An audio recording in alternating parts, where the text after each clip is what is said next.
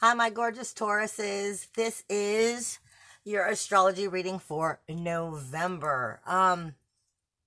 Well, first, just as soon as I said Taurus and astrology reading for November, the very first thing that pops up right as I was saying it is self-worth, courage within your self-worth is what I'm being given from Spirit. Some of you, it's going to be dealing with career, the tasks of taking on that career, your appearance, your awareness, self-awareness.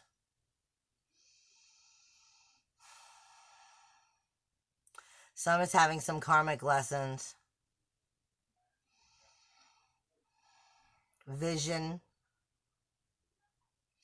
and it's most likely when they say vision, like viewing your dreams, going after your dreams, creating the vision to go after that on a conscious level, bringing the subconscious forward so that you can have that belief and bring it into creation.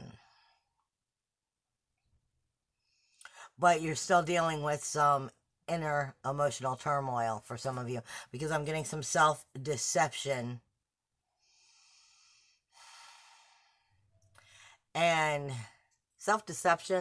and I guess confusion within spiritual urges is what I'm mainly being given. A lot of this has to do with heart and head communication, and it makes sense because you've got Mercury in retrograde for most of the month of October. Anything else?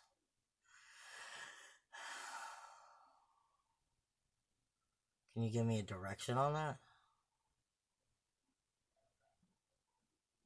Some family judgment. Might be personal judgment. Transformational healing within that area or category is what I'm hearing is category. And responsibilities. Your responsibilities to that very transformational healing within the category of family judgment in general. And letting go of some grief, sorrow, shame, bitterness, blame.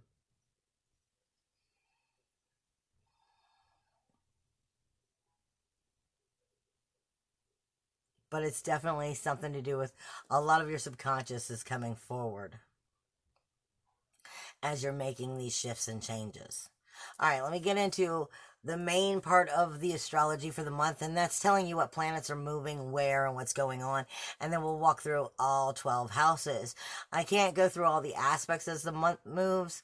I'm just giving you a vicinity of the idea of what's going on for the month, and the reason is there's just not enough time to go over every single day, so I give you a good rundown for the month. Now, obviously, like I said, Mercury went retrograde on October 31st on Halloween Day.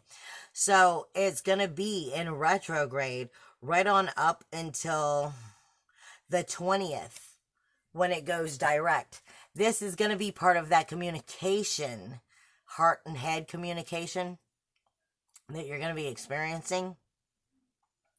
And we're definitely seeing changes that are made over the next 3 years, 3 to 6 years, really. But major changes are starting to be put into format of how they're going to change in the next 6 years. Right now, starting within this 3-year period. There's definitely a lot of, like, death of an old way, creating new for a new beginning as we move forward. Creating a marriage into a new situation, a new life, a new lifestyle is what Spirit is saying.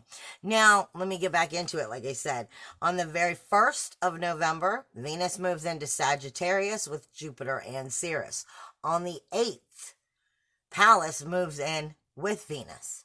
That's strategic thinking. And Venus is not love. She's all about your sensitivity for your emotional, mental, and spiritual state. Physical too. So emotional, mental, spiritual, and physical state in general. Pallas gives strategic thinking to Jupiter and Ceres. But Ceres is only going to be here halfway through the month. Now you're going to have Ura moving into Libra with Haumea and Make. So this is sacrifice and commitment moving into the collective consciousness and creating harmony and balance. Libra is where most of these energies are going to be we're ending a cycle. We're ending a cycle over the next 4 years, starting now, that was created in the 80s, like 1980 to 84. So a cycle is coming to an end. So you may be seeing nostalgia of things that happened between 80 and 84. And that's because, like I said, that cycle is coming to a close and a new one will be birthed. And it's teaching us those things that we needed to make sure we learned prior to that cycle ending. But we'll look at that when we hit Libra for you. The full moon takes place in your sign on the 12th. The full moon has Uranus. Taurus has Uranus in it and Vesta at this time. Remember, Uranus is in Taurus for all intents and purposes. It's for you, self-awareness, physical body, personality, appearance, view of life, image, your identification, your authentic self. It's creating that authentic self and bringing it to light. But for the rest of the world, it's going to be, for you, it'll be the same as it is for the rest of the world, plus your self-awareness, your personality, your appearance, your view of life, your illumination itself of your authentic self, speaking to your identification. Uranus is independence, individuality, uniqueness, freedom, self-worth, self-value, self-esteem, all in Taurus. And with it being in retrograde, it's asking us straight up where self-worth, self-value, self-esteem, independence, individuality, uniqueness, freedom, where are we not coming into light of that, of ourselves, and where you're not bringing it into that appearance, that image, that view of life, your very identification, where is that authentic self not being able to shine through? And it's going to be bringing its attention to you on the 12th, especially when you hit that full moon. But Vesta is here also on the opposite side, asking us to get right with our soul fire. So it's influencing it in a positive way. But Uranus is moving in retrograde towards Eris, which is trouble, toil, and strife. It's where you still feel that injustice of situations have kept you from being your authentic self and learning to overcome it. That is what that full moon is going to be mainly about for you. On the 16th and the 17th, somewhere within that day, it's just the way I happen to pull up my astrology. I can't find the exact time. But sometime between the 16th and the 17th is when Ceres moves into Capricorn. This is going to change that Capricorn energy by far that we've been feeling all year, because Capricorn has all been about, changing the rules, walls, and boundaries within it. But now it's going to bring a karmic entrance into it, but we'll talk about that when we get there. On the 19th, Mars moves into Scorpio. On the 20th, Mercury goes direct in Scorpio. On the 22nd, the Sun moves into Sagittarius. On the 25th, Venus spends no time playing in Sagittarius this month.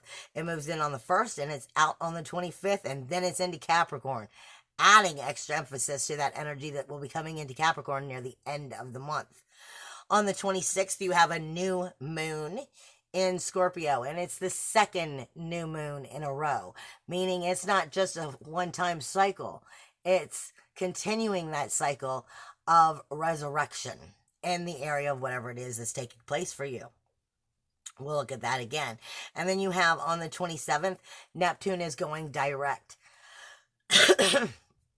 And this energy coming out of Neptune has a lot to do with what's going on in Libra. And honesty. That has to do with Halley's Comet. It's entering into the area of where it was in the 80s when that entrance of that cycle began. So that cycle that's going to come to an end, and the influence is coming from Neptune then and now along with that.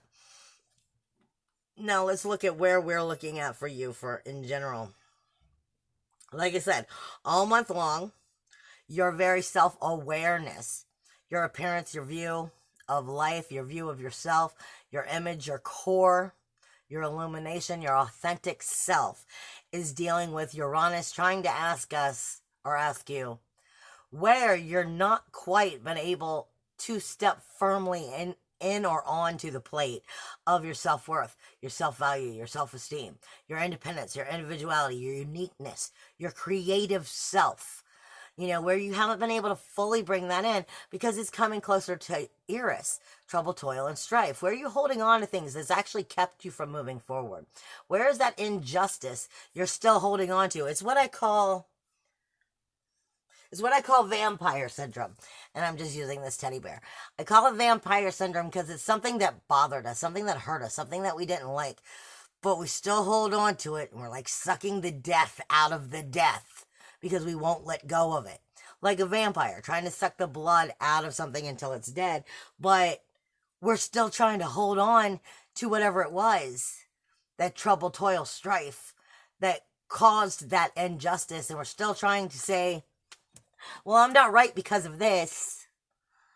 And you're still sucking the death out of it. What has kept you from being your independent self, your individuality, your uniqueness, your freedom, your self-worth, your self-value? These are things you're kind of inner dissecting within yourself. And as you come to the new moon, the full moon, you're definitely going to be feeling those things speaking to you in your very appearance of yourself and your image. And the full moon takes place on the 12th. Now, as you go into the second house, hold on, let me double check something. All month long, though, it looks like it's trying to get along with Venus as Venus is moving, which means Venus, like I said, is not about love. Venus is moving into Sagittarius, is going to be there throughout the most of the month, which is trying to make you very sensitive about the higher levels of yourself. But for you, this is 1, 2, 3, 4, 5, 6, the 7th and 8th house. So those relationships that you have, your partners, your marriages, your business contracts, whatever you care about, you have a relationship with, and the rules, the walls, and the boundaries within those relationships. What are the rules to the relationship? What are the joint finances, joint resources, joint efforts? Are they fair? Are they just? Or are they pushing on you to do more than you're supposed to do? And you're going to be feeling this as you fight to be yourself and bring yourself forward and tell them where to get back in their proper place, more or less. And you're going to be acknowledging that because Venus is going to be very sensitive, bringing it to your attention about what's right and what's wrong in these areas throughout the month as it walks through this whole time. Now, that second house for you is Gemini. You don't have anything here. So that doesn't work for you or against you. It just means that you're in your normal way of viewing yourself. But I feel like that energy that's going to be coming out of Venus in the 7th and 8th house, projecting onto that first house, is more than enough energy to carry right on into that second house of your self-worth, your self-value, your self-esteem, and question the sensitivities of what's kept you from completely stepping in your power. But you're going to be seeing the images pushed and projected upon you as to where you need to make those changes and notice the sensitivities that are keeping you from being in depth with yourself. Coming out mainly of the joint efforts, joint resources, joint finances of the partnerships, the business contracts, the marriages, the relationships of your life. Now, as you move into the third house, this is Cancer for you. Now, the third house is technically ruled by Mercury, and Mercury's in retrograde, which means what's up close and personal, like the siblings and the neighbors, the actual day-to-day conversations, like your text messages, your emails, your short transportation details, trivia, communication in general. This you may be a little self-centered on. And that's because Mercury is in retrograde. When Mercury's in retrograde, all of us are a little bit self-centered. We cannot help that. Our communication system is only talking to us. Okay, so it's saying, while it's in retrograde for you, it's not actually in Cancer, but it rules that third house either way. Cancer, though, for you is very nurturing, very loving, but doesn't come at you directly. It kind of like does things nice for you instead of telling you that they love you. And you have the North Node here telling you what you need to learn about these messaging systems, as well as the short journeys, your neighbors, your siblings, and how to create this communication correctly. Because that's where the North Node is for you, telling you what you've got to learn about communication in order to move forward. Well, Mercury's in retrograde, so it's going to be mirroring images and situations to you about what pisses you off about other people, because you need to learn it for yourself so that you also stop doing it. And then you can bring corrective action to the situation, especially as Mercury comes out of retrograde. So I would just say watch your word vomit. Make sure that you're very much in detailed about what you need to be speaking. Now, when you get into the 4th house, you have Leo here. This is, you don't have anything in Leo right now, so there's nothing going for you or against you as well. This is your inner emotional security. This is the inner child. This is the home. Nothing is influencing it for positive or negative. This is saying you pretty much still feel the way you've always felt about yourself, your inner emotional security. But you may be a little too courageous and a little too dramatic about it because it's Leo. Leo tends to be dramatic anyway, but is very passionate at the same time and very passionate and compassionate. Okay? It's both about the situation. So you have a lot of passion for your inner child, your inner home, and what goes on with the home in your life, as well as the home of yourself, your inner emotional security. But in this area is where usually we have some karmic lessons of reincarnation for our inner emotional security. I feel like you're going to be picking up knowledge of this within that communication and that 1st house of your 1st and 2nd house, your 1st, 2nd, and 3rd house, bringing the communication with yourself and with the outside world, along with that self-worth, self-value, self-esteem, and your very appearance that's going to be coming in, your self-awareness that's coming in, because you're going to be learning stuff about yourself this month. Now, that 5th house for you is our pursuit of pleasure. This is Virgo. Again, nothing really is going on here. So this is just telling you to remind yourself to get right with your inner child. Get right with your creativeness. The more that you're in your true authentic power, your true self, your true depths of your own awareness of who and what you want to be, the more that creative personality of your creative pursuit of pleasure and what brings you joy in life will be able to help illuminate that very 1st house. So this is saying make sure you're getting right with your inner child. Make sure you're getting right with that creativity by being your true self. Don't allow people to push you from being who you were meant to be. Don't let people keep you from trying to put so much on your plate that you also don't have time for you. You always need to make time for you, honey. And if you're not making time for you, then it's taking it away from you being able to experience more things about yourself, more things that bring joy and excitement to your life, which then helps you to find that inner emotional security. The 6th house for you now, this is Libra. This is where I've been talking about you're going to be feeling those energies that are going to be changing from that 30-year pattern that's coming to an end and a new one is birthing. This is your everyday daily tasks, your everyday mundane tasks that you overlook and you don't think are that big of a deal. From your health to your diet, to your career work, your tasks, being an employee. I mean, what you do every day that you kind of don't even realize are that important. Remember, the everyday daily tasks aren't really mundane. It's something you do every day. It's the people, the places, and the things that you consume of energy. And those people, places, and things that you consume of energy, are they healthy for you? Do they support you? Support you being who you want to be.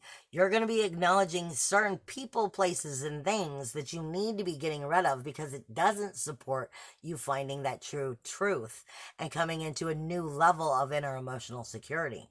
But you're going to be noticing this over the next 6 years. But these energies are definitely coming in and feeling like burdens in some areas where you may be feeling burdens on your everyday daily tasks. If it's a burden, it's telling you it's something about that daily mundane task and the energy that you're consuming of it that's not working for you. And that is a key event. And that's also Libra. It's asking you, Libra wants nothing more than to have harmony and balance in all areas of your life. But it's also saying in order for you to have harmony and balance, you can't just give harmony and balance out to everybody else and not take any for yourself. So it's making you have to acknowledge where you are out of harmony and balance within these mundane tasks, people, places, and things of energy that you're consuming, so that it helps you support and change it in healthy ways. And like I said, you're definitely going to be noticing that over the next 6 years, but you're definitely starting to see it now.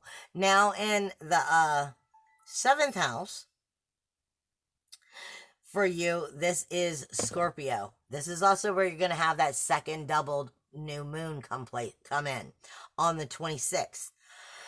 And if you're trying to put out any special situations or start to bring something brand new, a new goal, because the 7th house is typically where we see the marriage house, but it's the partnerships. It's also business contracts.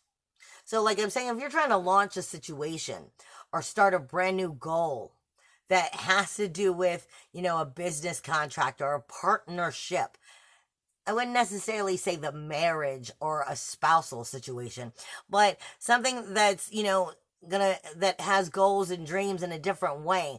I would try to push that off until after the 26th, so that through this full moon and this energy of these shifting energies, you have time to understand what these shifting energies are going to be for you.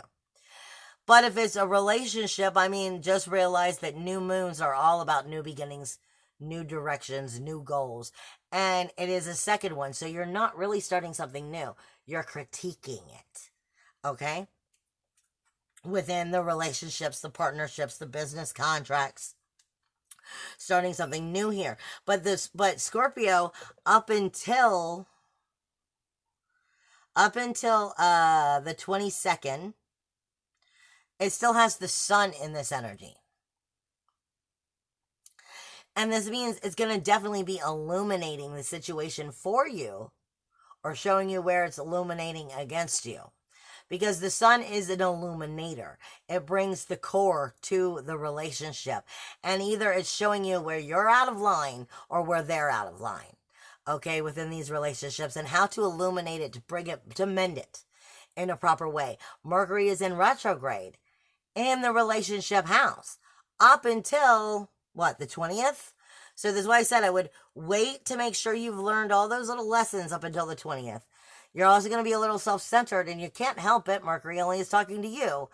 And it'll make you a little self-centered in the relationship zone, but you need to also realize what part of that is a mirroring effect, trying to teach you a lesson, versus where you're actually seeing, the truth within the relationship, and then start to move it forward at the new moon on the 26th, because the sun is still going to be here until the 22nd, and on the 20th is when Mercury goes direct. So watch your word vomit, pay attention to your self-centeredness, and be aware of what's really going on in these relationships, so something doesn't get past you. Now, the 8th house for you is Sagittarius.